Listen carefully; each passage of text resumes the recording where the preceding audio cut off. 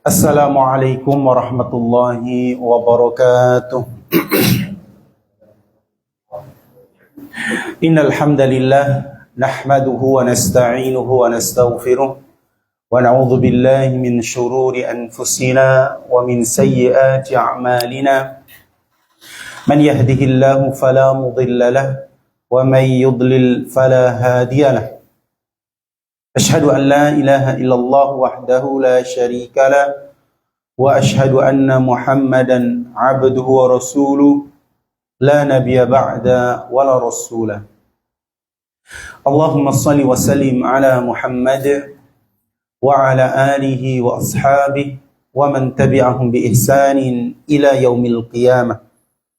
وقال تعالى يا أيها الذين آمنوا اتقوا الله حق تقاته ولا تموتن إلا وأنتم مسلمون. يا أيها الناس اتقوا ربكم الذي خلقكم من نفس واحدة وخلق منها زوجها وبث منهما رجالا كثيرا ونساء واتقوا الله الذي تساءلون به والأرحام إن الله كان عليكم رقيبا.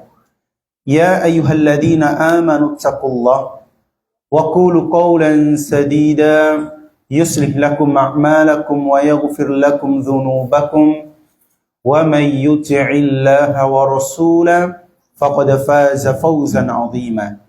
فإن أصدق الحديث كتاب الله وخير الهدى هدى محمد صلى الله عليه وسلم وشر الأمور محدثاتها فإن كل محدثة بدعة وكل بدعة ضلالة وكل ضلالة في النار. Jamaah sekalian rahimani wa rahimakumullah. Alhamdulillah, pertama-tama marilah kita senantiasa memanjatkan puji syukur kita kehadirat Allah Subhanahu wa taala, yang mana di kesempatan di pagi hari ini Allah Subhanahu wa taala mempertemukan kita kembali di majlis yang mulia ini. Jamaah sekalian rahimakumullah, kehadiran kita di majlis ilmu itu tidak terjadi begitu saja. Tetapi semua itu pasti Allah Subhanahu wa taala yang memberikan taufiknya kepada kita. Kalau bukan taufik dari Allah Subhanahu wa taala yang menggerakkan hati-hati kita untuk menghadiri majelis ilmu, maka bisa jadi saat ini kita tidak berada di majelis ini. Apalagi ini hari Ahad. Biasanya hari Ahad itu bawaannya guring. Mun kada guring ke tempat wisata. Ya, paling itu. Tetapi walhamdulillah jamaah sekalian rahimani wa rahimakumullah, Allah Subhanahu wa taala mempertemukan kita di tempat yang mulia ini. Makanya jamaah sekalian rahimakumullah, di antara tanda-tanda Allah Subhanahu wa taala menginginkan kebaikan yang banyak bagi hamba-hambanya, Allah akan mempermudah baginya jalan menuju kebaikan. Ya. Ini jamaah sekalian, di antara tanda Allah Subhanahu wa taala menginginkan kebaikan yang banyak bagi hamba-hambanya, Allah akan mempermudah baginya jalan menuju kepada kebaikan. Ya, salah satunya apa? Allah mudahkan kita untuk bermajlis ilmu. Karena tidak semua orang bisa berhadir di majlis ilmu, ya. Padahal Allah telah banyak memberikan dia kenikmatan. Kenikmatan kesehatan, ya, nikmat kesehatan, nikmat waktu yang luang. Namun ternyata jamaah sekalian rahimakumullah, ternyata dua nikmat yang barusan kita sebut itu, kata Nabi SAW, nikmatani maghbunun fihi makathirun minan nas as-siha wal faragh. Ternyata ada dua nikmat yang banyak manusia melalaikan. Ya. Entah mereka melalaikan kedua nikmat itu adalah mereka tidak menggunakan kedua nikmat itu untuk beribadah kepada Allah Subhanahu wa taala. Untuk memanfaatkan waktu mereka, umur mereka, usia mereka untuk taat mengerjakan kebaikan. Nah, namun ternyata jamaah sekalian, dua nikmat ini banyak manusia melalaikannya. Ya. Allah berikan mereka kesehatan, tidak mereka gunakan untuk beribadah. Allah banyak memberikan waktu yang luang, namun tidak mereka isi dengan kebaikan. Maka mereka inilah orang-orang yang dikatakan oleh Nabi SAW, orang yang kufur terhadap nikmat Allah. Iya, kenapa? Kesehatan harus digunakan untuk beribadah kepada Allah, namun tidak mereka gunakan. Waktu yang luang harusnya mereka gunakan untuk bermajelis ilmu, menuntut ilmu, tidak mereka gunakan. Malahan mereka menggunakannya untuk hal-hal yang negatif. Ya. Makanya jamaah sekalian rahimakumullah, karena kita bisa berhadir di majelis ilmu ini, ya, ini adalah bagian dari nikmat Allah. Nah, oleh karena itu nikmat Allah, apa kewajiban kita? Tentu kita bersyukur kepada Allah. Salah satu bentuk syukur kita kepada Allah adalah dengan kita meningkatkan kuantitas ibadah kita kepada Allah Subhanahu wa taala. Karena jamaah sekalian rahimakumullah, apa saja yang ada pada kita itu datangnya dari Allah. Makanya Allah katakan, "Wa ma bikum min ni'matin faminallah." Nikmat apa saja yang ada pada kalian, dari ujung kepala sampai ujung kaki, pakaian, kesehatan, ya, kekayaan, keluarga yang sakinah, mawaddah warahmah, anak yang soleh dan soleha, itu adalah nikmat dari Allah Subhanahu wa taala. Harus kita syukuri. Jika kita mensyukurinya, adalah Allah akan semakin menambah nikmat itu. La in syakartum la azidannakum wa la in kafartum inna adzabi lasyadid. Jika engkau bersyukur terhadap nikmatku, nikmat kesehatan, ya, nikmat-nikmat yang Allah berikan kepada kita yang tidak terhingga, ya, maka akan aku tambah nikmat tersebut. Namun kata Allah, jika kalian sebaliknya kufur, enggan berterima kasih, tidak memanfaatkan nikmat itu dengan semaksimal mungkin, maka tunggulah azabku sangat pedih. Makanya banyak Allah mengisahkan, menceritakan tentang bagaimana orang-orang terdahulu yang Allah banyak berikan kenikmatan, namun mereka kufur terhadap nikmat tersebut. Sebaliknya banyak orang yang Allah berikan nikmat yang besar, nikmat yang banyak, kemudian mereka bersyukur, Allah tambah nikmat tersebut. Ya, namun jamaah sekalian rahimakumullah, ternyata nikmat yang banyak Allah berikan itu, di dalam ayat yang lain, surat yang lain Allah katakan, wa qalilum min ibadiyasy syakur. Ternyata hanya sedikit dari hamba-hambaku yang bersyukur terhadap nikmatku. Artinya apa jamaah sekalian? Oh, mayoritas manusia banyak yang kufur terhadap nikmat Allah Subhanahu wa taala. Oleh sebab itu, jamaah sekalian rahimakumullah, jadilah diri kita, pribadi kita menjadi orang yang pandai bersyukur. Jika kita pandai bersyukur, maka Allah Subhanahu wa taala akan semakin menambah nikmat-nikmat yang besar. Karena nikmat Allah itu banyak jemaah sekalian. Makanya Allah katakan, wa in ta'uddu nikmatallahi la tuhsuha. Jikalah kalian ingin menghitung nikmatku, kata Allah, la tuhsuha, enggak akan bisa. Nah, ulun betakun lawan pian seberataan. Siapa di ruangan ini yang ahli matematika? Ada? Bisa hitung? Ibu-ibu biasanya paling bisa nih. Apalagi ini masih di awal bulan. Tahu pengeluarannya, pemasukannya. Mungkin kurang 1.000 tahu sidin. Jangankan 1.000, 100 perak kurang. Kurang nah. Kurang berapa? 100. 100 berapa? 100 juta. Nah, siapapun yang ahli matematika bisa menghitung ini dan itu, enggak akan bisa. Kenapa? La tuhsuha, kata Allah, enggak akan pernah bisa. Ya, enggak akan pernah bisa. Namun ternyata itu tadi. Ya, nikmat yang besar, banyak yang kufur.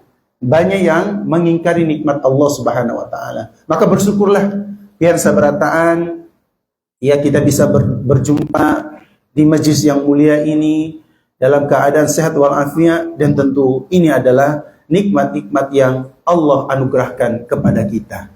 Jamaah sekalian rahimani wa rahimakumullah. Pembahasan kita di kesempatan di pagi hari ini adalah berkaitan dengan kisah yang sangat menarik untuk kita teladani, ya, yaitu kisah kesabaran yang menakjubkan.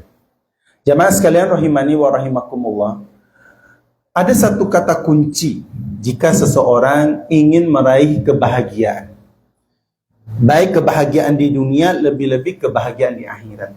Ya, mungkin kita ingin meraih apa yang menjadi tujuan dan cita-cita kita, satu kata kuncinya as-sabr, sabar. Nah, maka akan kita dapat kisah-kisah yang luar biasa daripada perjalanan hidup para nabi, para rasul, orang-orang saleh, para sahabat. Akan kita dapati ketika mereka menghadapi problematika dalam kehidupan mereka, akan kita dapati mereka mendapati diri mereka dalam keadaan sabar. Karena mereka tahu bahwasanya kunci untuk meraih kebahagiaan itu adalah dengan dia bersabar. Ya, makanya Allah katakan di dalam Al-Quran surah Al-Baqarah ayat 117, ya, wassabirin, ya, dan orang-orang yang bersabar fil ba'sa'i wad-dharra'i wa hinal ba's, kata Allah Subhanahu wa taala. Dan orang-orang yang bersabar, mereka sabar dalam kesempitan, ya, kesempitan hidup. Ya, kekurangan ekonomi, kekurangan pangan, kekurangan apa ini. Mereka sabar dalam kesempitan di dalam hidup mereka. Waddarra, mereka pun juga sabar dalam penderitaan yang mereka hadapi, jamaah sekalian rahimakumullah. Mereka sabar dalam penderitaan yang diberikan ujian dari Allah Subhanahu wa taala untuk mereka. Wahinal ba's, begitu juga mereka bersabar dalam menghadapi peperangan. Para sahabat, mereka sabar jamaah sekalian ketika mereka berperang kepada orang-orang kafir, ya, ketika mereka melawan orang-orang kafir Quraisy, mereka bersabar dalam ujian tersebut. Kemudian jamaah sekalian rahimani wa rahimakumullah, lalu Allah mengatakan, ya, ulaikal ladzina shadaqu, ya, ulaikal ladzina shadaqu, orang-orang yang bersabar dalam kesempitan itu, orang-orang yang bersabar dalam penderitaan, dalam ujian, orang-orang yang bersabar dalam peperangan menghadapi orang-orang kafir. Apa yang Allah katakan kepada mereka? Mereka itulah orang-orang yang benar keimanan mereka. Makanya jamaah sekalian rahimakumullah, dikatakan seseorang itu benar-benar imannya benar, kokoh, kuat, sempurna adalah ketika mereka bersabar dalam menghadapi ujian yang Allah berikan kepada mereka. Nah, tidak hanya Allah katakan mereka ulaikal ladzina shadaqu, tidak hanya mereka dikatakan oleh Allah iman mereka benar-benar kuat, sempurna. Allah juga pun mengatakan wa ulaika humul muttaqun, dan mereka adalah orang-orang yang bertakwa. Jamaah sekalian rahimakumullah, ya, hanya orang-orang yang imannya benar, hanya orang-orang yang bertakwalah kepada Allah Subhanahu wa taala dengan sebenar-benarnya takwa, mereka mampu bersabar dalam menghadapi ujian-ujian yang dialami oleh mereka. Nah, makanya jika ada yang mengatakan, ya, dia protes kepada Allah Subhanahu wa taala dengan ujian yang Allah berikan kepadanya, dia mengeluh kepada Allah Subhanahu wa taala atas kesempitan, atas penderitaan yang dihadapinya dalam kehidupan ini, kemudian dia protes kepada Allah Subhanahu wa taala seakan-akan tidak menerima takdir tersebut, maka dia belum meraih kesempurnaan iman. Imannya belum benar. Ya. Apalagi ketakwaan, jamaah sekalian rahimakumullah. Ya. Makanya jamaah sekalian rahimani wa rahimakumullah, ya, seorang yang baru dikatakan dia imannya benar dan ingin meraih derajat takwa di sisi Allah Subhanahu wa taala, maka berusahalah ketika seseorang diuji oleh Allah Subhanahu wa taala dalam kesempitan, dalam penderitaan, maka termasuk ketika dia diuji dalam peperangan, maka kata kuncinya adalah bersabar. Kenapa? Wallahu yuhibbus sabiri. Karena Allah Subhanahu wa taala mencintai orang-orang yang bersabar. Ya. Makanya jamaah sekalian rahimani wa rahimakumullah, akan kita dapati, ya, bagaimana kisah perjalanan para nabi dan para rasul. Nabi kita jamaah sekalian rahimakumullah, contoh, salah satu contoh. Islam tidak akan bisa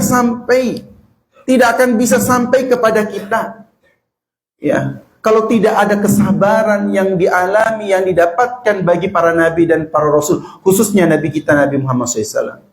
Bagaimana beliau berdakwah di kota Mekah, jamaah sekalian, diganggu, diusir, dituduh dengan tuduhan yang buruk. Belum lagi beliau ketika berdakwah di kota Taif, dilempari batu, diusir. Ya. Apakah beliau membalas perbuatan-perbuatan mereka? Enggak, jamaah sekalian rahimakumullah. Beliau bersabar atas ujian tersebut seraya meminta pertolongan kepada Allah Subhanahu wa taala. Nah, inilah yang harus kita lakukan. Ketika kita diuji, ujian apapun, maka sabarlah dan mintalah pertolongan kepada Allah Subhanahu wa taala. Sebagaimana kisah yang ulun akan sampaikan sedikit tentang salah satu nabi yang mudah-mudahan dengan kisah ini memberikan pelajaran yang besar. Bagaimana para nabi, para rasul, orang-orang soleh terdahulu, mereka meraih kesuksesan itu karena mereka bersabar. Mereka tahu ini adalah takdir Allah. Makanya jika ada orang yang mengatakan, ya Allah, kenapa saya diuji dengan sebegitu beratnya? Jamaah sekalian rahimakumullah, perhatikan apa yang dikatakan oleh Allah. La yukallifullahu nafsan illa wus'aha. Allah Subhanahu wa taala tidak akan pernah memberikan ujian kepada hambanya di luar kemampuannya. Enggak akan pernah, jemaah sekalian. Ya, Allah berikan ujian tersebut karena dia mampu menghadapinya. Maka jangan sampai mengeluh. Makanya di antara rukun iman seorang mukmin itu ada 6. Ya, salah satu bunyinya apa? Beriman kepada Allah dalam takdir, entah itu takdir yang baik maupun takdir yang buruk. Jika seorang mukmin dia beriman kepada takdir Allah Subhanahu wa taala, maka dia akan mudah legowo ketika dia diuji oleh Allah Subhanahu wa taala. Dia tidak akan mengeluh karena ibarat orang yang sedang diuji itu, jemaah, Allah ingin melihat seberapa besar dia menghadapi ujian tersebut. Ya. Seberapa besar, apakah dia termasuk orang yang bersyukur atau orang yang bersabar? Nah, itulah hakikatnya. Makanya jemaah, kalau ada orang yang mengatakan, aduh, saya nggak mau diberikan ujian oleh Allah. Jika demikian, jemaah sekalian rahimakumullah, ya sudah, mati saja. Ya, karena kita hidup di dunia ini, jemaah sekalian, memang harus untuk diuji oleh Allah. Untuk mengetahui seberapa besar keimanan kita itu dalam menjalankan syariat Allah, dalam menerima setiap apa-apa yang Allah kehendaki untuk kita. Ya. Makanya ada orang yang tidak mau diuji oleh Allah, berarti ya udah nggak usah hidup, mati saja. Karena selama seseorang masih hidup, berarti dia harus siap menghadapi ujian dari Allah Subhanahu wa taala. Sama kalau orang mau naik kelas, ya, suka tidak suka harus uji. Mun kada diuji nggak bisa. Hah. Oh tenang, bisa Ustaz kalau kita menyuap Ustaznya. Enggak boleh. Ya, misalnya tetap nggak bisa. Ya, makanya jamaah sekalian rahimani wa rahimakumullah, ada kisah yang menarik yang bisa kita jadikan teladan adalah kisah Nabi Ayub alaihissalam. Jamaah sekalian rahimakumullah, salah satu nabi yang diuji dengan ujian yang besar. Bahkan beliau Nabi Ayub dikenal sebagai nabi yang begitu sabar dalam menerima ujian Allah. Padahal beliau, jemaah sekalian, beliau telah banyak diberikan kenikmatan duniawi yang luar biasa, jemaah sekalian. Makanya Allah, di antara kenikmatan yang Allah berikan kepada Nabi Ayub, ya, Allah berikan beliau nikmat berupa kekayaan dunia. Beliau punya 2 tanah yang luas, jemaah sekalian. Nah, tanah tersebut beliau tanami gandum. Dari hasil gandum tersebut, jemaah sekalian rahimakumullah, beliau bagi-bagi kepada penduduk di sekitarnya. Sehingga orang-orang di sekitar beliau, ya, mengalami kebahagiaan yang luar biasa. Dibantu, diberikan oleh beliau. Belum lagi belum memiliki hewan ternak, jemaah sekalian, banyak melimpah ruah. Allah anugerahkan nikmat tersebut. Dan juga belum memiliki anak. Ya, Allah karuniakan beliau anak yang banyak. Nah, sudah berapa besar nikmat Allah berikan kepada beliau. Nah, namun jamaah sekalian rahimakumullah, perhatikan. Nikmat yang besar yang Allah berikan kepada beliau, kepada Nabi Ayub, itu tidak menjadikan beliau semakin jauh kepada Allah Subhanahu wa taala. Nah, ini harusnya jika seseorang mendapati dirinya Allah berikan kenikmatan, bisa entah itu kekayaan harta atau pasangan yang bunga misalnya, atau kecerdasan dalam otaknya, pintar, maka jangan sampai kelebihan yang Allah berikan itu dijadikan lahan baginya untuk sombong dan sekalian. Takabur, jangan. Kita tahu tadi, apa yang ada pada kita ini, jemaah sekalian, itu datangnya dari Allah. Berarti hanya titipan. Harta kita nih, yang kita punya ini, jemaah sekalian, hakikatnya itu bukan milik kita. Itu adalah milik Allah yang cuma dititipkan kepada kita. Nah, maka nggak boleh sombong dengan harta yang bukan milik kita, karena itu hanya sebatas Allah titipkan kepada kita. Ya. Makanya Nabi Ayub ketika beliau tahu ini adalah harta titipan Allah kepada beliau, maka dengan harta tersebut tidak menjadikan beliau sombong, tidak menjadikan beliau semakin jauh dari Allah. Karena banyak jamaah sekalian, orang ketika diberikan nikmat yang besar, maka akan menjadikan mereka lupa diri. Siapa yang memberikan ini? Siapa yang memberikan itu kepadanya? Ya, mungkin tahu kisah Qarun. Ya, Qarun itu orang yang fakir sebelumnya, jamaah sekalian. Orang yang miskin. Enggak ada apa-apa, jamaah sekalian rahimakumullah. Namun ternyata apa? Allah berikan dia nikmat yang besar, kekayaan, istana yang besar. Namun apa, jamaah sekalian rahimakumullah? Dia mengaku bahwa apa yang dia dapatkan sekarang ini itu adalah hasil usaha tangannya sendiri. Artinya apa? Ya, dia menafikan itu semua datangnya dari Allah. Sombong nggak? Sombong. Akibat kencongkakannya, kesombongannya tersebut, Allah tenggelamkan dia bersama dengan istananya, dengan kekayaannya. Karena kesombongan. Itulah balasan bagi orang-orang yang sombong terhadap sesuatu yang bukan miliknya. Makanya jemaah sekalian rahimakumullah, ya, jangan sampai diri kita sombong terhadap sesuatu yang memang bukan milik kita. Hanya sebagai titipan saja. Nah, Nabi Ayub tidak demikian, jemaah sekalian. Justru dengan bertambahnya harta, kekayaan yang banyak, justru menjadikan beliau semakin bersyukur dan semakin taat dan semakin menjalankan perintah-perintah Allah Subhanahu wa taala. Namun jamaah sekalian rahimani wa rahimakumullah, ternyata Allah ingin menguji beliau. Dan ingat jamaah sekalian, Allah berikan ujian kepada kita, ujian apapun. Ya.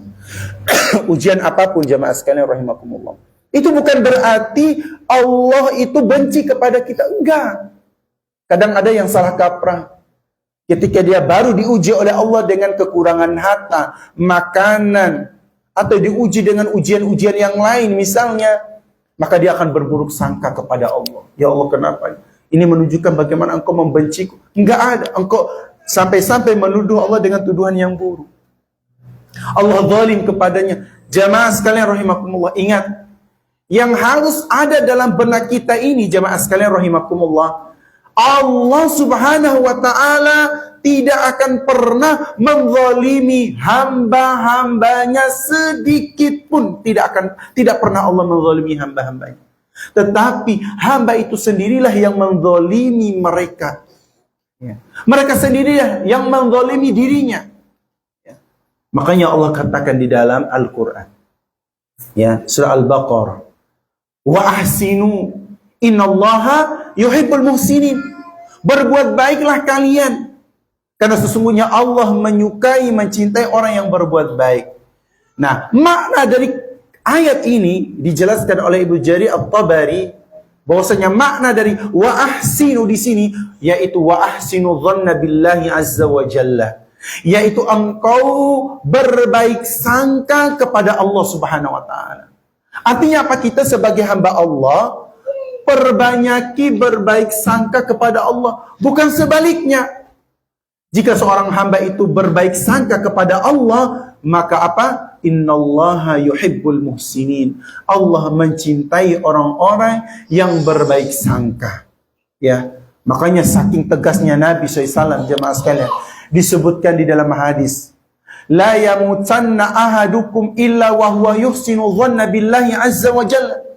Jangan sampai salah seorang di antara kalian meninggal dunia kecuali dia dalam keadaan berbaik sangka kepada Allah subhanahu wa ta'ala. Jangan sampai seseorang dia meninggal dunia bahkan ketemu dengan Allah subhanahu wa ta'ala ketika yaumul hisab dalam keadaan dia berburuk sangka kepada Allah subhanahu wa ta'ala. Ya. Apa bentuk buruk sangkanya, jamaah sekalian rahimakumullah? Tidak terima dengan ujian yang Allah berikan kepadanya. Ya. Tidak menerima takdir yang Allah berikan kepadanya. Padahal jamaah sekalian rahimani wa rahimakumullah, kita sebagai hamba-hamba Allah harus menerima dengan legowo, dengan hati yang rendah, apapun yang menjadi ketentuan-ketentuan Allah subhanahu wa ta'ala. Maka daripada itulah, jamaah sekalian rahimani wa rahimakumullah, ya, jangan sampai kita menjadi orang yang sombong, ya, tidak mengakui nikmat Allah subhanahu wa ta'ala, seperti yang dialami oleh Qarun. Nah, kemudian jamaah sekalian rahimani wa rahimakumullah, makanya ketika itu Nabi Ayub, Allah berikan ujian yang besar, ya, ujian yang luar biasa, jamaah sekalian rahimakumullah. Ujian yang ada dua ujian yang Allah berikan kepada beliau, dan itu terjadi bersamaan, jamaah sekalian. Yang pertama, Allah subhanahu wa ta'ala mengambil kembali harta tersebut daripada Nabi Ayub. Allah ambil semua, jamaah sekalian rahimakumullah. Sehingga apa? Nabi Ayub yang sebelumnya kaya raya, ya, menjadi miskin, tidak punya apa-apa. Dan orang-orang yang dulu yang dekat dengan beliau, yang selalu membersamai beliau, ketika Nabi Ayub terjatuh miskin, semuanya menjauh daripada beliau. Ya, itulah manusia, jemaah sekalian. Nah, ini harus tahu sifat manusia itu. Salah satu sifat buruknya adalah mendekati orang ketika orang itu sukses. Namun ketika orang itu jatuh, ya, maka mereka akan menghindarinya secara perlahan. Ya. Makanya itulah yang dialami oleh Nabi Ayub. Bila ditinggali, dijauhi oleh orang-orang yang dulu dekat dengannya, ditambah lagi ujian yang kedua, apa jemaah sekalian? Beliau diberikan ujian berupa penyakit kulit yang tidak didapati pada kaum-kaum sebelumnya. Ada dua ujian, jemaah sekalian. Allah ambil kembali hartanya sehingga beliau jatuh miskin. Kemudian Allah berikan ujian berupa penyakit kulit yang dengan itu beliau tidak bisa bekerja, tidak bisa bergerak, hanya berbaring di atas kasurnya. Bertambah lagi orang-orang yang semakin menjauhi beliau, jamaah sekalian rahimakumullah. Tinggal siapa jamaah sekalian rahimakumullah? Siapa yang menemani beliau? Adalah istri tercintanya. Maka bapak-bapak jangan macam-macam lawan ibu-ibu. Mun pian sakit, stroke pulang, ya. Kadakawa berbuat apa-apa, ujung-ujungnya kembali ke istri. Apalagi kalau istrinya 2, 3, 4. Paling ujung-ujungnya kembali ke istri yang pertama. Kenapa ke istri yang pertama? Biasanya istri pertama itu susah senang bersama dia hari. Ya kan lo? Nah, ada istri kedua kan tinggal menikmati kesuksesannya. Yang ketiga apalagi, yang keempat apalagi, yang kelima stop. Ya. Nah, jamaah sekalian rahimani wa rahimakumullah. Jadi ini menjadi perhatian kita. Lihat Nabi Ayub tinggal istri beliau. Makanya jangan bermudah-mudahan ringan tangan lawan istri. Nggak boleh bagi laki-laki. Ringan tangan kepada istri, artinya memukul istri, nggak boleh itu. Ya. Apalagi sampai menyakitinya. Karena dikhawatirkan kalau terjadi sesuatu menimpa seseorang, menimpa suaminya, maka siapa yang akan merawatnya? Ya. Siapa yang akan merawat? Kalau bukan istrinya. Ya. Nah, Nabi Ayub begitu. Beliau dirawat oleh istrinya dan beliau mengalami penyakit kulit tersebut jamaah sekalian rahimakumullah selama kurang lebih 18 tahun. Waktunya cukup lama jamaah sekalian. Kita nggak usah 18 tahun. Sehari aja kalau batuk sudah ya Allah, kenapa saya batuk ini ya Allah. Ya, mengeluhnya bukan main. Padahal baru sehari, nggak sampai sehari. Atau panas lah, apalagi sekarang musim sakit ya.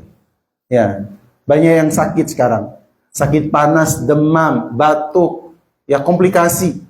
Ya, komplikasi. Panas, batuk, demam, ya kantong kering juga pun demikian. Kantong kering di awal bulan. Nah, hal-hal yang seperti itu jamaah sekalian, rahimani wa rahimakumullah, jangan sampai ya ujian tersebut menjadikan kita kufur, tidak sabar. Ya. Makanya Nabi Ayub jamaah sekalian rahimakumullah, ketika beliau diuji dengan ujian yang besar ini nggak gampang jamaah sekalian. Ya, nggak gampang Allah ambil kembali hartanya pada saat dia puncak. Ya, memiliki harta yang banyak, puncak dari karirnya, Allah runtuhkan itu semua. Nggak gampang, nggak mudah. Apalagi sebelumnya beliau sehat, kemudian Allah berikan ujian berupa penyakit kulit selama 18 tahun, itu nggak mudah jemaah sekalian. Namun jemaah sekalian perhatikan, apakah beliau mengeluh dengan keadaan dan kondisi beliau seperti itu? Tidak jemaah sekalian. Justru beliau mengadu kepada Allah, inilah yang harus terjadi pada kita. Ketika kita diuji oleh Allah, maka tidak ada tempat yang lain untuk kita mengadu kecuali hanya kepada Allah Subhanahu wa taala. Makanya ketika peristiwa Nabi berdakwah di kota Taif jamaah sekalian, ketika Nabi, ulun kisahkan sedikit ketika Nabi berdakwah di kota Taif.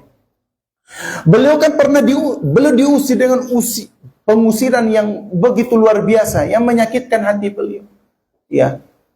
Di mana menunjukkan betapa beliau tersakiti hatinya ketika beliau diusir dari kota Taif, padahal beliau datang untuk mengajak manusia untuk mentauhidkan Allah. Adalah ketika Aisyah bertanya kepada Nabi, "Ya Rasulullah, hal ata 'alaika yaumun kana asyadda min yaumi Uhudin?" Tanya Aisyah radhiyallahu taala anha, "Wahai Rasulullah, kira-kira pian pernah nggak mengalami suatu keadaan yang lebih berat dalam kehidupan pian? Ya, selain ketika pian mengalami perang Uhud." Nah, jadi Aisyah bertanya, kira-kira ada yang lebih berat nggak daripada perang Uhud? Ya. Padahal jamaah sekalian, perang Uhud itu perang yang luar biasa jamaah sekalian. Hampir-hampir Nabi terbunuh. Dan banyak sekali sahabat yang meninggal dunia. Ya, salah satunya adalah paman Nabi Hamzah bin Abdul Muttalib meninggal dalam perang Uhud. Ya, paman yang sangat dicintai oleh Nabi, yang membela dakwah Nabi SAW, sehingga orang-orang Quraisy tidak ada yang berani untuk menghalangi dakwah Nabi, meninggal dalam perang Uhud. Ya, tidak hanya itu jemaah sekalian, di tubuh Nabi banyak luka, termasuk pipi beliau pun luka robek, bahkan gigi beliau pun patah. Nah, coba bayangkan, ujian apa lagi yang dialami oleh Nabi? Ternyata beliau sampaikan kepada istrinya, kepada Aisyah, ada yang lebih berat lagi daripada perang Uhud, yaitu tatkala beliau berdakwah di kota Taif. Beliau mendapatkan apa jamaah sekalian rahimakumullah? Penghinaan secara verbal, ya. Dihina beliau. Bahkan sampai di antara pembesar kota Taif mengatakan, apakah tidak ada orang lain yang diutus oleh Allah sebagai nabi? Nah, ini kan penghinaan yang besar terhadap Nabi. Ya. Enggak ada orang lain kah yang diutus oleh Nabi? Masa engkau? Siapa yang tidak sakit dalam kondisi seperti itu? Bahkan jamaah sekalian sampai di antara mereka mengatakan, akan kurobek kain kiswah kain yang ada di Ka'bah itu jika engkau benar diutus oleh Allah sebagai nabi. Nah, ini bentuk perkataan ibaratnya begini jamaah sekalian, itulah ya luka yang tidak berdarah. Ya. Lisan. Bahaya lisan nih jamaah sekalian luar biasa. Bahaya lisan ini, ucapan ini itu sampai menusuk ke dalam hati. Ya, makanya Nabi SAW pernah ditanya oleh salah seorang sahabat, "Ya Rasulullah, wahai Rasulullah, ma aktsarun nas yudkhilun nar." Kata seorang sahabat bertanya kepada Nabi, "Wahai Rasulullah, apa yang menyebabkan banyaknya manusia dimasukkan ke dalam neraka?" Ya. Maka apa kata Nabi SAW? Al-lisan. Ucapan lisan ini. Makanya sampai Nabi memberikan nasihat kepada Mu'adz bin Jabal, "Ya Mu'adz, kuffa 'alaika lisanak." Tahan ucapan lisanmu. Nah, tahan ucapanmu, lisanmu ini, karena sangat berbahaya. Nah, Nabi SAW ketika mendengar ucapan itu membuat beliau sakit, ya, sedih. Makanya ketika beliau keluar dari kota Taif, beliau bersandar di salah satu pohon, kemudian beliau mengadahkan tangannya dan mengadu apa yang beliau alami, perlakuan yang dilakukan oleh para pembesar kota Taif, begitupun juga para penduduk kota Taif terhadap Nabi Shallallahu Alaihi Wasallam. Beliau angkat tangan, mengadu kepada Allah. Inilah yang harus kita lakukan, mengadu kepada Allah ketika diuji oleh Allah Subhanahu Wa Taala. Maka ketika Nabi dalam keadaan sedih, maka datanglah malaikat Jibril menyampaikan kepada Nabi bahwasanya Allah Subhanahu wa taala mendengar keluh kesahmu. Allah Subhanahu wa taala mengetahui apa yang dilakukan oleh kaummu. Maka malaikat Jibril mengatakan, "Ini ada malaikat penjaga gunung, tinggal engkau perintahkan." Ya. Makanya datanglah malaikat penjaga gunung seraya mengatakan kepada Nabi SAW, "Ya Muhammad, in syi'ta an utbiqu alaihimul akhsyabain." Kata malaikat penjaga gunung, "Wahai Muhammad, jika engkau berkehendak, jika engkau berkeinginan, akan kutimpakan dua gunung yang besar ini kepada mereka." Kepada penduduk Taif. Ada yang mengatakan riwayat yang lain penduduk Mekah. Loh, kenapa penduduk Mekah? Karena gara-gara mereka Nabi keluar dari Mekah dan menuju ke kota Taif. Ya. Ala kulihan, siapa yang menentang dakwah akan ditimpakan gunung tersebut, dua gunung yang besar.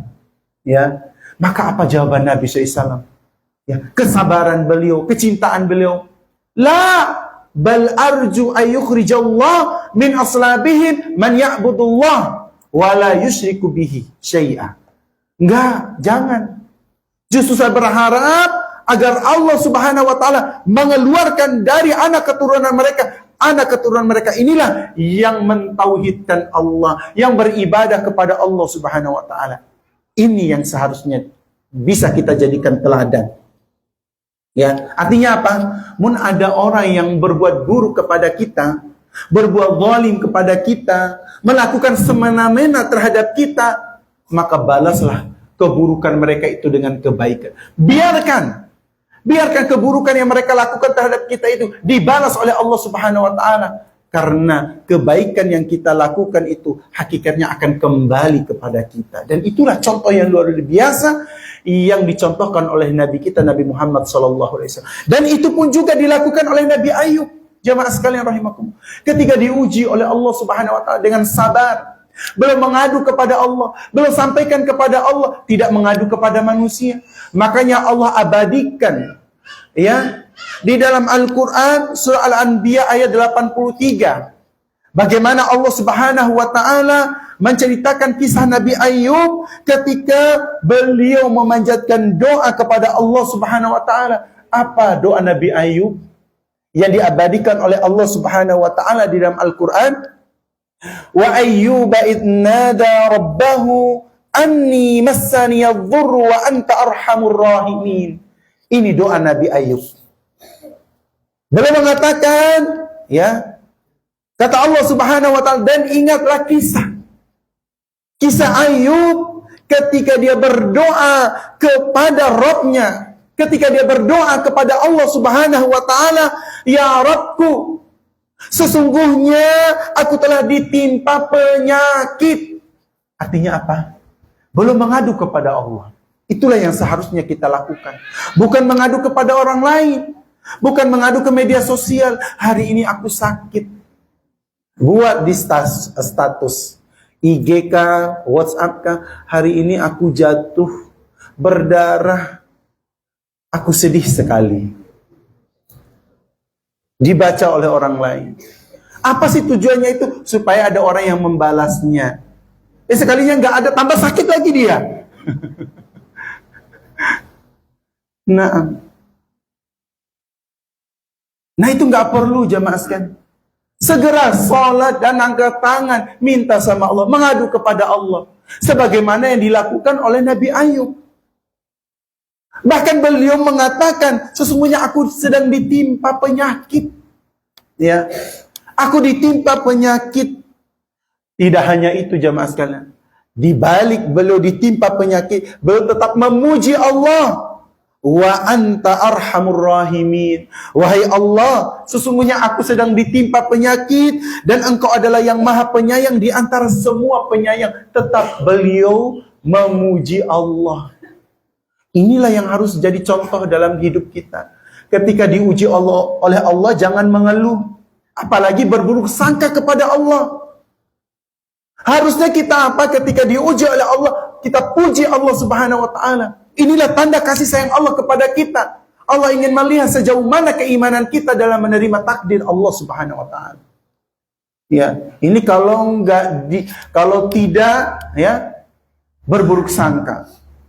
Mengatakan Allah tidak adil. Ya, mengatakan Allah ini dan itu. Hati-hati jamaah sekalian dengan ungkapan tersebut. Ya, hati-hati. Karena boleh jadi apa yang menimpa kita itu bisa jadi faktornya itu adalah dosa kita juga jemaah sekalian. Misalnya contoh, ya, kita berdoa minta sama Allah, tapi belum dikabulkan hingga sekarang. Ya, apakah serta merta kita bersuudzon kepada Allah, berburuk sangka kepada Allah, ya Allah, kok saya belum diijabahi doa saya sudah lama doa ini, minta ini dan itu, kok belum diijabahi?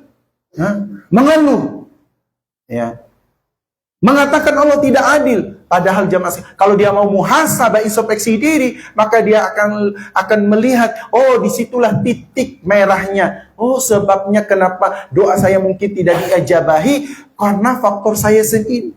Boleh jadi makanan minuman yang dia makan itu adalah hal yang haram. Karena salah satu faktor doa itu tidak diijabahi oleh Allah. Karena apa? Makanan dan minuman yang kita makan itu boleh jadi hal-hal yang kita dapatkan dengan cara yang batil. Maka introspeksi diri. Itu penting jemaah sekalian. Jangan langsung menuduh Allah dengan tuduhan yang tidak baik.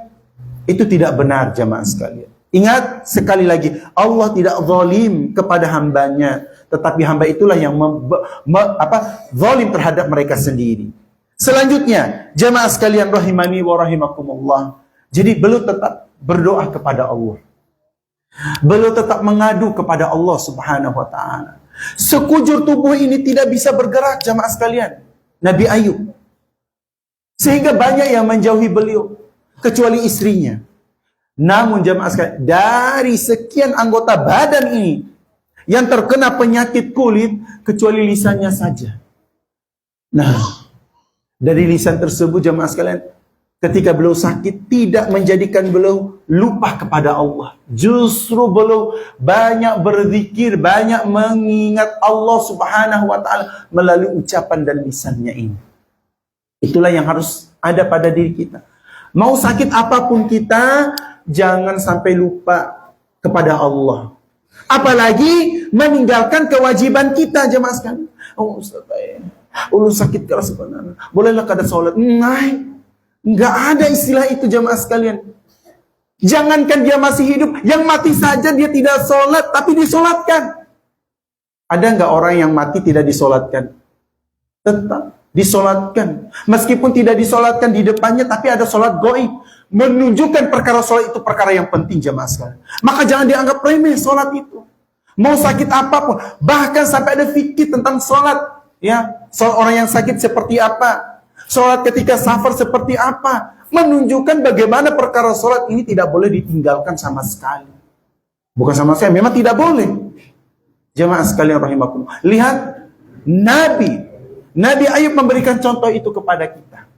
Ya, bagaimana beliau meskipun dalam keadaan sakit keras, beliau tidak melupakan Allah. Beliau tetap berzikir kepada Allah Subhanahu wa ta'ala. Nah, kemudian jamaah sekalian rahimakumullah, dengan kesabaran Nabi Ayub yang sangat menakjubkan ini, sudah diuji dengan diambilnya harta menjadi miskin, kemudian diuji dengan penyakit kulit kurang lebih selama 18 tahun, maka tibalah pertolongan Allah Subhanahu wa ta'ala. Ingat jamaah sekalian, akan turun pertolongan Allah kepada kita selama kita bersabar dari ujian tersebut. Pasti akan turun pertolongan Allah. Tinggal kita mau sabar atau enggak terhadap ujian tersebut. Itu jamaah sekalian rahimani wa rahimakumullah. Maka Allah pun memerintahkan kepada Nabi Ayub, jamaah sekalian rahimakumullah. Ya. Allah Subhanahu wa ta'ala tentunya maha kuasa atas segala sesuatu. Innallaha ala kulli syai'in qadir. Allah itu maha segala-galanya. Tinggal Allah ucapkan kun fayakun maka jadi. Termasuk ketika Allah memerintahkan kepada Nabi Ayub untuk menghentakkan kakinya memukul tanah, ya, disuruh untuk menghentakkan kakinya. Dengan hentakan tersebut tersemburlah air. Kemudian apa yang Allah perintahkan kepada beliau? Disuruhlah beliau untuk meminum air tersebut dan mandi dengan air tersebut. Walhamdulillah atas nikmat Allah, Allah sembuhkan beliau dari penyakit tersebut. Artinya apa? Allah tidak langsung jadikan beliau ada kadabra sembuh. Enggak ada. Tapi disuruh usaha dulu. Itu yang harus ada pada diri kita. Maka jangan berharap jamaah sekalian, ulun hendak kaya guring di rumah aja, nggak ada usaha. Tapi kan kita kan harus percaya terhadap takdir. Kalau takdir saya sudah kaya, ngapain gawi? Ini tidak paham masalah takdir. Ya, sama juga. Wah, ngapain saya beribadah? Kalau toh ujung-ujungnya masuk neraka, enggak juga demikian. Ya, nah. Jadi jamaah sekalian rahimani wa rahimakumullah, di sini Allah tetap menyuruh beliau meskipun sakit keras, beliau disuruh untuk menghentakkan kakinya. Disuruh usaha dulu, jamaah sekalian. Begitulah kita. Mun hendak kenyang, berdiam diri di rumah kah? Kada. Disuruh cari, begawi, bekerja. Maka kalau kita bekerja, maka akan mendapatkan upah. Dengan upah tersebut kita membeli makanan, maka kita makan jadi kenyang. Disuruh usaha dulu. Apapun keadaan dan kondisi kita. Nabi Ayub tidak bisa apa-apa, tapi cuma disuruh diperintahkan oleh Allah untuk menghentakkan tanah tersebut dengan kakinya. Maka keluarlah air dan diperintahkan untuk memandi dan meminum air tersebut. Subhanallah, atas izin Allah Subhanahu wa ta'ala sembuh beliau. Sembuh beliau jamaah sekalian rahimakumullah. Dan ternyata tidak hanya kesembuhan yang beliau dapatkan dari buah kesabarannya, Allah kembalikan lagi harta yang Allah ambil itu kepada Nabi Ayub. Allah serahkan kembali. sehingga beliau pun menjadi kaya. Bahkan kekayaan beliau, harta beliau semakin banyak melebihi sebelum beliau diuji. Nah, bahkan kesehatan beliau pun semakin sehat sebelum beliau diuji dengan penyakit kulit. Itulah dasarnya orang yang bersyukur kepada Allah. La in syakartum la azidannakum. Jika dia bersyukur kepada Allah, maka akan Allah tambah nikmat tersebut. Beliau bersyukur. Meskipun keadaan beliau diuji oleh Allah dengan ujian yang besar, beliau tetap bersyukur, bersabar. Itulah buah kesabaran itu. Ya, makanya jamaah sekalian rahimakumullah, enggak ada kata lain untuk meraih kesuksesan. Ya, adalah dengan kita bersabar dalam menghadapi ujian yang Allah berikan kepada kita. Nah, itu singkatnya. Singkat atau padat? Ya, panjangkah? Lumayan, enggak juga ya. Nah sekarang jamaah sekalian rahimakumullah, dari kisah yang ulun sampaikan tadi tentang kesabaran yang menakjubkan yang dicontohkan oleh para nabi, para rasul, Nabi Muhammad SAW, juga Nabi Ayub, bahkan para sahabat juga pun demikian jamaah sekalian. Ya, Bilal bin Rabah diuji oleh Allah Subhanahu wa taala karena memiliki tuannya yang begitu jahatnya bukan main. Hanya karena Bilal mengucapkan kalimat La ilaha illallah, ya. Kemudian disiksa Bilal dengan siksaan yang begitu sangat berat. Ditimpakan batu di tengah lapang yang panas, batu yang panas diletakkan di atas tubuhnya. Siapa yang kada kuat gitu. Itu hanya bisa apa jamaah sekalian? Lahir daripada orang yang memiliki kesabaran yang super tinggi. Dan kesabaran itu jamaah sekalian hanya dimiliki oleh siapa? Ulaikal ladzina shadaku. Mereka lah orang-orang yang benar imannya. Wa ulaika humul muttaqun. Dan mereka lah ada orang-orang yang benar-benar bertakwa. Nah, orang yang bersabar itu jamaah sekalian adalah karena imannya benar. Orang yang bersabar itu karena lahir daripada mereka ketakwaan kepada Allah Subhanahu wa taala. Maka jangan anggap iman sempurna, meraih derajat takwa jika dia tidak mampu bersabar terhadap ujian daripada Allah Subhanahu wa taala.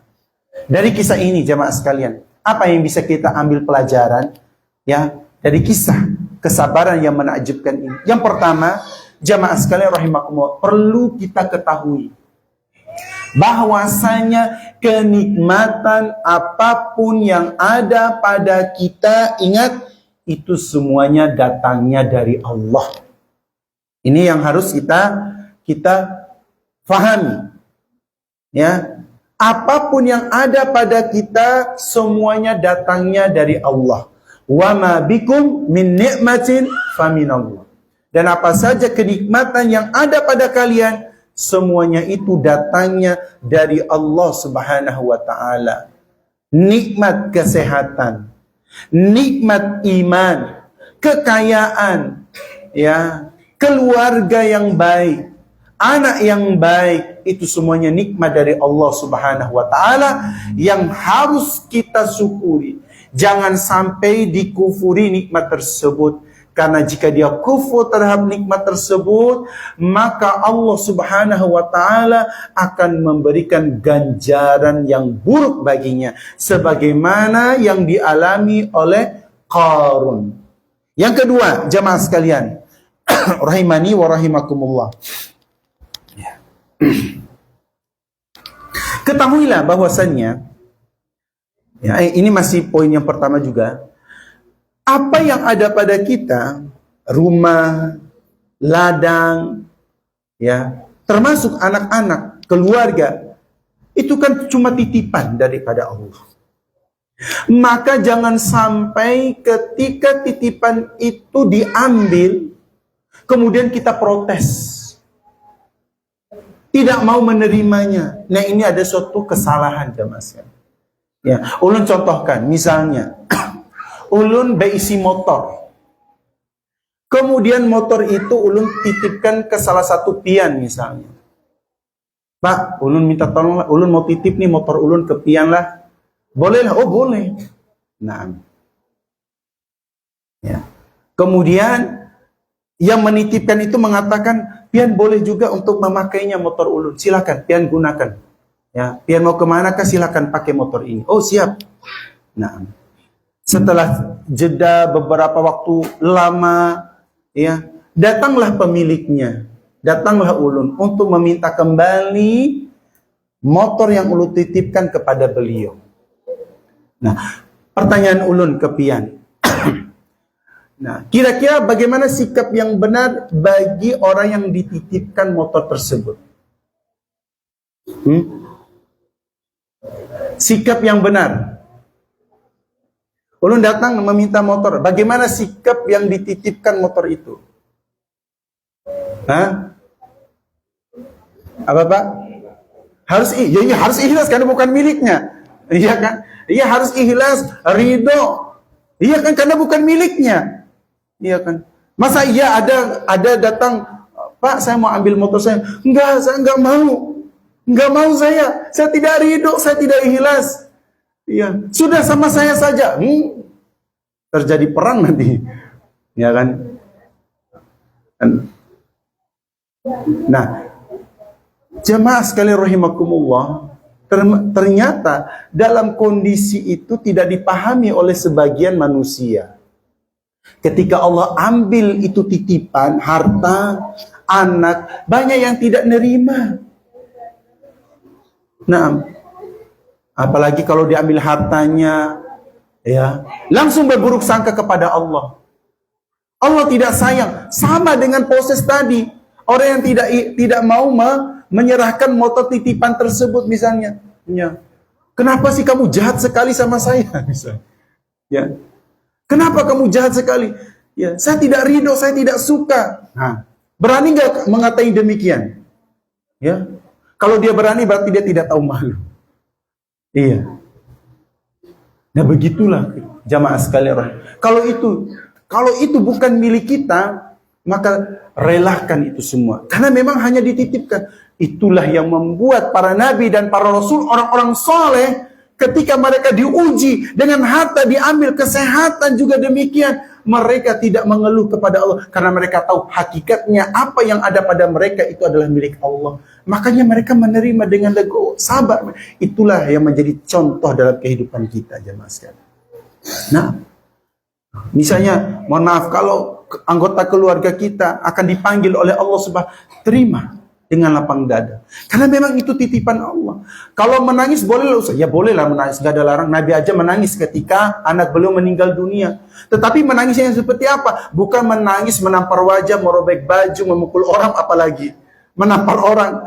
Nah, jangan. Nah, itu nggak boleh. Ya, menangis biasa saja. Tidak perlu berteriak-teriak. Itu menunjukkan tanda kesedihan. Ya. Nah, Nabi Ayub jamaah sekalian rahimani wa rahimakumullah tidak. Beliau lepaskan karena beliau tahu ini hakikatnya bukan milik beliau. Makanya Allah katakan di dalam Al-Qur'an An-Nur ayat 42, walillahi mulkus samawati wal ard wa ilallahil masir. Ya, bahwasannya kepunyaan Allah lah kerajaan langit dan bumi, dan kepada Allah lah tempat kita kembali. Nah, kita semua ini datangnya dari Allah dan akan kembali kepada Allah. Pertanyaannya, ya, kira-kira kita datang dalam keadaan tidak membawa apa-apa, ya kan? Kita datang, Allah ciptakan kita, kemudian kita dilahirkan di dunia enggak bawa apa-apa. Nah, baru kita nanti kembali kepada Allah, kita membawa apa-apa. Pertanyaannya, apa-apa yang dibawa? Nah, kira-kira apa yang dibawa oleh kita? Yang kita bawa itu adalah amal perbuatan. Pertanyaannya, perbuatan apa yang kita bawa? Amal apa yang kita bawa? Amal kebaikan atau amal yang buruk? Makanya pernah Nabi mengatakan di dalam sebuah hadis, jamaah sekalian rahimakumullah, yutsba'ul mayyitu salasah, ujar Nabi. Orang kalau sudah meninggal dunia, jamaah sekalian, ada 3 hal yang akan mengiringi jenazah tersebut ke kuburan, ke liang lahat. Ada 3 yang akan mengiringinya. Ya. Kemudian ujar Nabi, yatsba'u ahluhu wa maluhu wa amaluhu.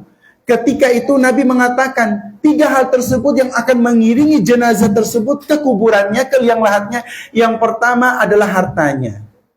Yang kedua adalah keluarganya.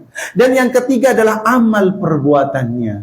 Kemudian ujar Nabi, fayarji usnani wa yabqa ma wahidun. Dari ketiga hal itu, dua akan meninggalkan dia, satu akan membersamainya. Kemudian Nabi mengatakan, yatsba'u ahluhu wa maluhu. Ya. Fayarji'u ahluhu wa maluhu afwan. Fayarji'u ahluhu wa maluhu. Maka yang kembali itu adalah hartanya, meninggalkan dia.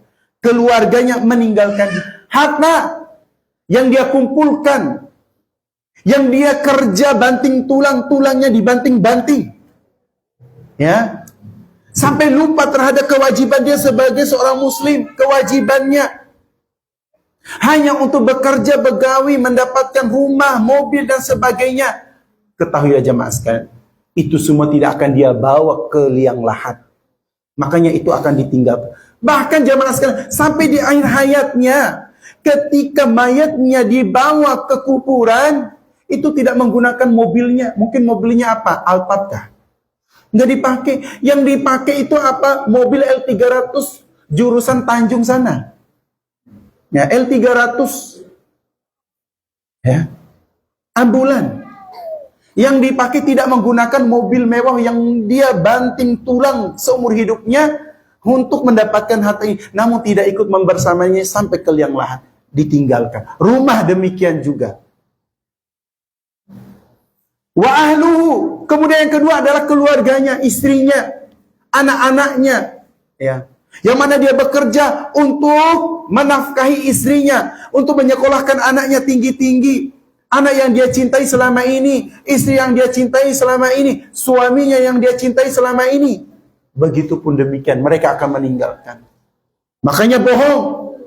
Kalau ada orang yang mengatakan, aku mencintaimu, ya, sampai engkau meninggal. Bohong tuh. Bohong belaka itu. Nah, mun bujur silakan. Dampingi sampai ke liang lahat. Enggak ada yang berani. Ya. Apalagi kalau binian yang meninggal dahulu. Kalau binian yang meninggal terlebih dahulu. Iya. Bapak-bapak. Iya. Enggak butuh waktu berapa lama. Ada saja yang di rumah, di kuburan menangis, ya, istriku meninggal dunia, ya, belahan hatiku, ya, sampai kada kawa makan, ya, ditanya oleh tetangganya, pian hendak menikah, kada masih ingat istriku yang meninggal ini, sekalinya pas beberapa hari dilihat oleh tetangga, lawan siapa pian pak? Oh ini istri hayalah, kaget, itu manusia. Ya. Semua anak juga yang kita sayangi sekolah, mereka juga akan meninggalkan kita. Makanya Nabi mengatakan, wa yabqa ma'ahu wahidun, tinggal satu yang membersamai dia sampai ke liang lahat, bahkan sampai ke yaumul hisab ketika ditanya oleh Allah, yaitu amalannya. Pertanyaannya amalan baik atau amalan buruk yang akan kita bawa. Yang bisa menjawab itu adalah kita masing-masing jamaah sekalian. Makanya jamaah sekalian rahimani wa rahimakumullah, ingat tujuan hidup kita seperti apa? Tujuan hidup kita adalah bukan dunia, tapi akhirat. Ya. Tapi akhirat.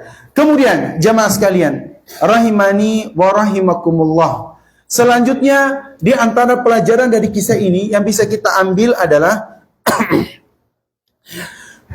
bahwasanya Allah Subhanahu wa taala akan menguji hambanya, baik itu diuji dengan sakit, diuji dengan kemiskinan, atau yang lainnya.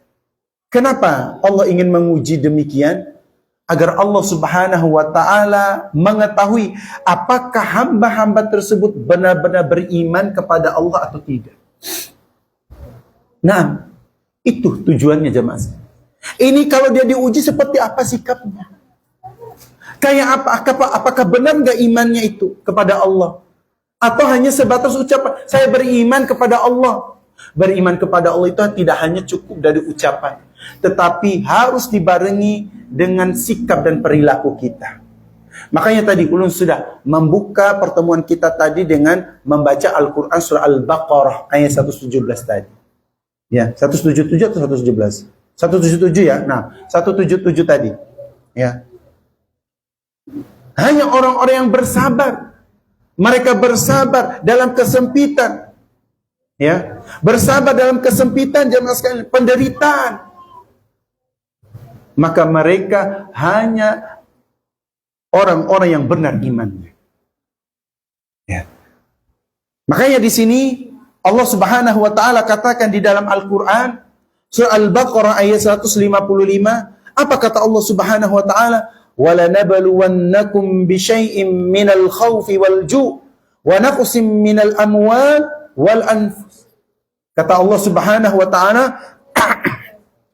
dan sungguh akan kami berikan cobaan kepadamu, ya Allah. Pasti kita semua ini jemaah akan diuji oleh Allah, siapapun kita akan diuji oleh Allah. Baik itu Allah akan menguji kita dengan apa?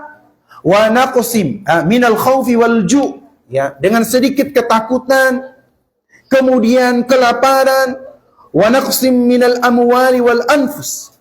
Begitu juga dengan kekurangan harta, jiwa, wathamarat, dan juga buah-buahan. Wabasyiris sabirin, dan berikanlah kabar gembira kepada orang-orang yang bersabar. Nah, di sini Allah mengingatkan kepada kita, berikanlah kabar gembira, ya.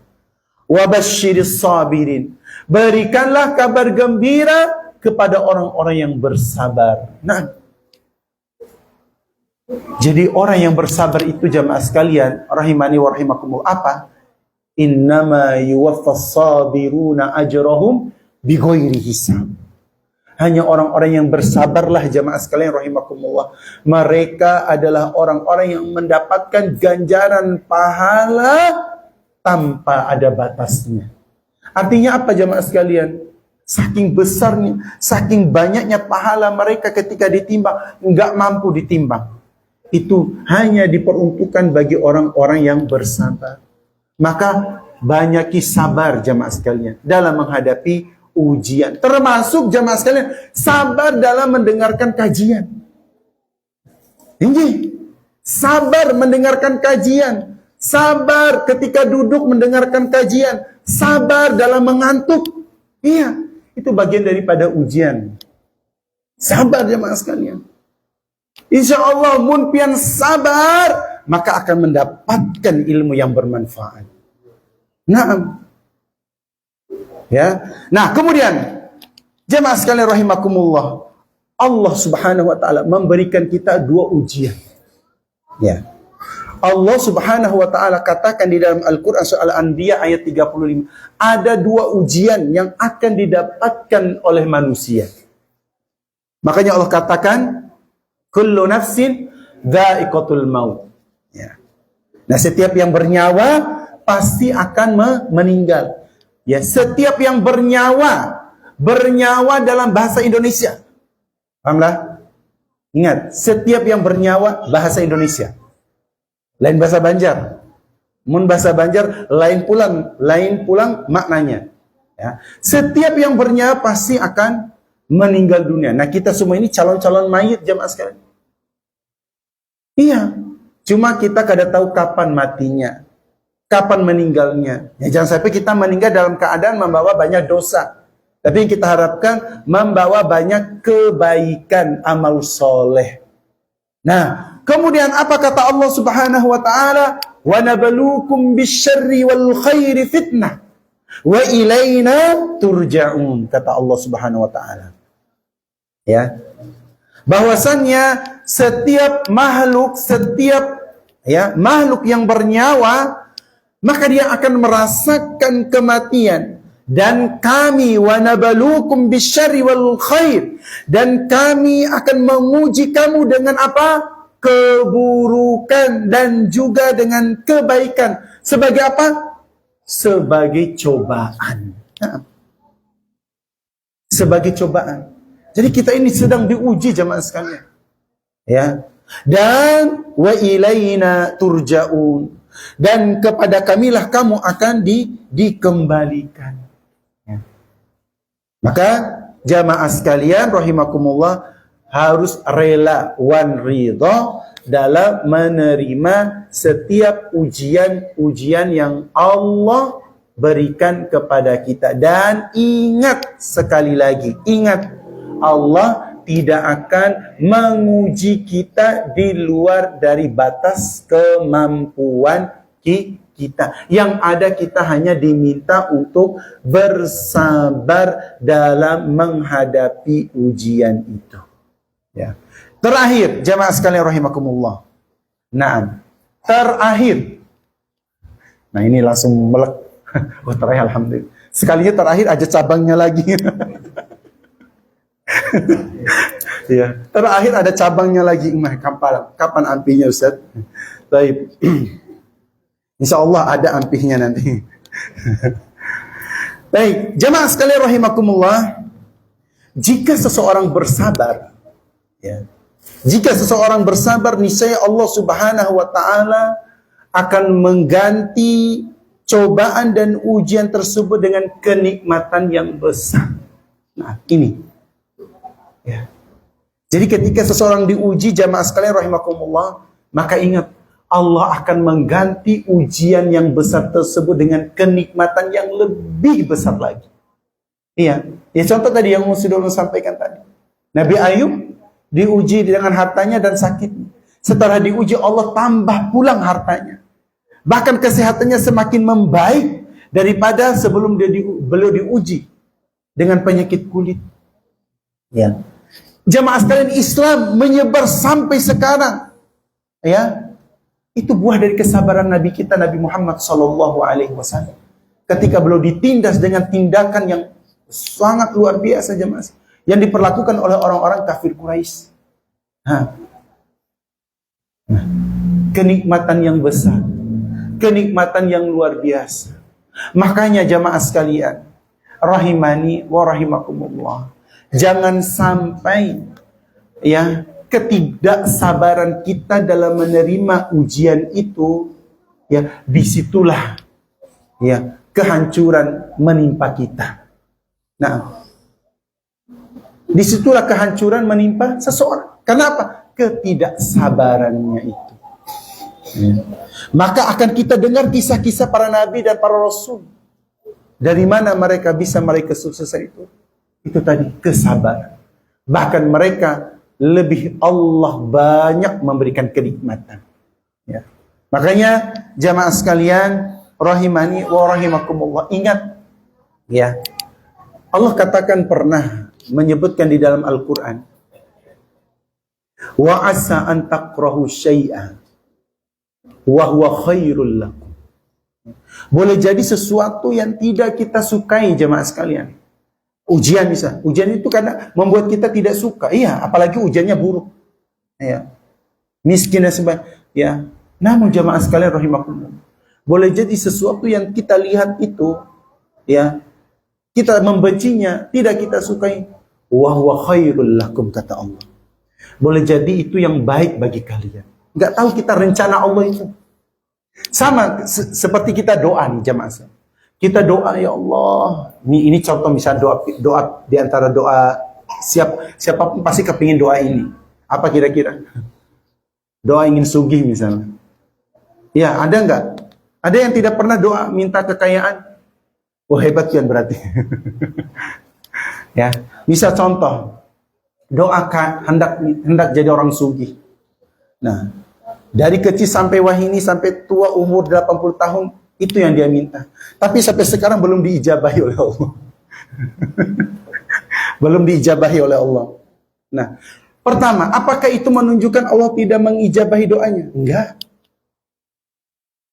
Ya, setidaknya ada 3 keadaan Allah mengijabahi doa hamba. Allah kabulkan pada waktu itu ketika di dunia, ketika dia minta. Atau Allah akan mengabulkannya ketika di akhirat. Dan yang ketiga, Allah akan mengganti Allah akan mengganti doa yang dia minta dengan sesuatu yang lebih baik baginya. Coba bayangkan jamaah sekalian. Misalnya kalau dia minta doa, minta sugih, hendak kaya, tapi tidak Allah berikan kekayaan itu. Nah, tapi Allah ganti dalam bentuk yang lain. Nah, apa misalnya? Allah ganti dengan apa? Kelapangan hati. Nerimo setiap apa yang Allah berikan kepadanya. Termasuk apa? Nikmat Allah ganti doa itu dengan kebaikan. Apa? keluarga yang sakinah, mawaddah, warahmah, istri yang soleha, anak yang soleh dan soleha. Itu nikmat loh jemaah sekalian rahimakumullah. Percuma harta yang banyak, tetapi di dalam rumah amburadul. Pian pilih yang mana? Ya, punya harta banyak, tetapi keluarga hancur berantakan. Kada tenang hidup. Bila rumah sebesar musola, ya, tapi nyaman, bahagia, senyum. Ya, meskipun sepiring berdua, sepiring berlima, tapi hati tenang. Pilih yang mana? Enggak, lu pilih yang pertama Ustaz. Berarti siap aja. Ya. Nah, pasti jamaah sekalian rahimani wa rahimakumullah, boleh jadi Allah ganti ke yang lebih. Dia memang membutuhkan, bukan yang dia inginkan. Karena keinginan manusia itu banyak. Mun sudah dikasih satu, kepingin dua. Mun sudah dikasih dua, kepingin tiga. Mun dikasih tiga, kepingin empat. Sampai yang membatasi itu semua adalah apa? Kematian. Nah, karena manusia banyak keinginan. Atau misalnya, kalau Allah kabulkan, jamaah, ada jaminan nggak kalau Allah berikan harta, dia kepingin jadi sugih, kira-kira ada jaminan nggak dia semakin dekat dengan Allah atau tidak? Nggak ada jamin. Atau bahkan dia menjadi korun kedua.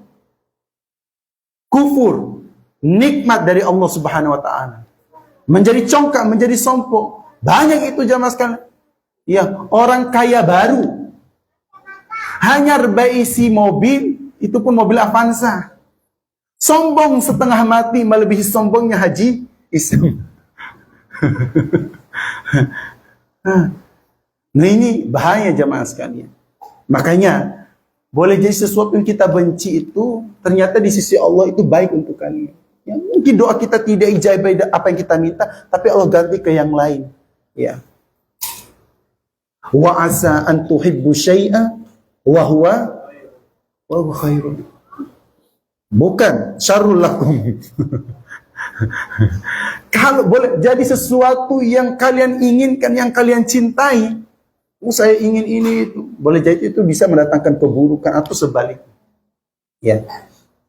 Dan ingat, wallahu ya'lamu wa antum la ta'lamun. Dan ketahuilah, Allah Subhanahu wa Ta'ala itu Maha mengetahui, sedangkan engkau tidak mengetahui apa rencana Allah. Ya, maka jamaah sekalian rahimani wa rahimakumullah, inti dari pembahasan kita di kesempatan ini adalah banyaki bersabar terhadap apa yang diberikan ujian dari Allah Subhanahu wa Ta'ala untuk kita, keluarga kita, karena tentunya para nabi dan para rasul telah melalui itu semua dan mereka telah mendapatkan kebahagiaan, kesuksesan disebabkan karena kesabaran mereka. Dan yang kedua apa jamaah sekalian? Jangan kedepankan prasangka buruk kepada Allah. Ya, dan ingat Allah Subhanahu wa Ta'ala tidak menzalimi hambanya sedikit pun, tetapi hamba itu sendirilah yang menzalimi diri mereka masing-masing. Wallahu a'lam bishawab. Ini yang bisa lu sampaikan di kesempatan di pagi hari ini. Insyaallah tidak bercabang. Ya, tapi nanti kita lihat bagaimana, apakah ada pertanyaan atau tidak. Ini yang bisa lu sampaikan di kesempatan di pagi hari ini. Jika ada jamaah yang ingin bertanya, maka kami persilahkan. Monggo silakan. Oh, silakan. Kita ingin bertanya, bagaimana hukum bermain game yang tidak sampai melalaikan kewajiban? Apakah dengan bermain game tersebut bisa membuat kebaikan terhalang kita? Baik. Ini anak-anak nih. Mun bapak-bapak parah nih, bapak-bapak masih main game. Baik, bagaimana hukum bermain game? Boleh. Boleh. Senang nih mereka nih. Dengan catatan game tersebut tidak ada unsur maksiat. Paham ya? Nah, maksiatnya bercabang-cabang. Jangan sampai ada unsur maksiat itu, misalnya di situ ada, kan ada sekarang macam-macam game yang sampai pada perjudian secara online, ya kan? Ada. Yang kedua, jangan sampai game itu melalaikan kita dari beribadah kepada Allah. Tapi pertanyaannya, melalaikan atau tidak nggak ketika game itu? Melalaikan banyak. Allahu Akbar, Allahu Akbar. Kain. Nak, salat nak. Kaina dulu. Itu umum terjadi. Ya. Hukum asalnya boleh jemaah sekalian. Ya, hukum asalnya boleh jemaah sekalian. Asalkan tidak sampai permainan itu mengandung unsur-unsur yang diharamkan di dalam syariat. Karena sekarang ini jemaah sekalian, permainan itu banyak yang juga menjerumuskan kepada perbuatan dosa dan maksiat. Ya. Banyak jemaah sekalian. Dan anak-anak lebih tahu itu. Ya. Termasuk apalagi kalau melalaikan. Itu jelas diharamkan. Tidak boleh. Jika itu melalaikan, itu bisa menjadi sesuatu yang terlarang. Jadi nggak boleh. Namun jika itu hanya mengisi waktu luang dan sebagainya dan tidak mengganggu ibadahnya, maka tidak mengapa. Ya, bermain-main boleh. Seperti Nabi juga beliau bersendaguro, bermain-main dengan istrinya, berlari-lari. Ya, boleh. Jemaah sekalian, bersendaguro itu kan bagian dari bermain-main. Bermain-main itu jangan dibatasi dengan bermain di HP saja. Banyak bentuk permainan itu. Ya, apalagi dengan permainan tradisional. Ya, yang di situ tidak ada unsur kemaksiatan. Itu intinya. Ya, intinya. Tapi kalau di situ ada permainan yang ada unsur kemaksiatan, melalaikan, maka itu tidak boleh. Haram hukumnya. Ya. Tapi jangan lagi ada istilah, ini ada permainan yang halal Ustaz. Halal dari mana? Ya, nggak ada itu semua. Ya. Ya, tergantung daripada dia memainkan permainan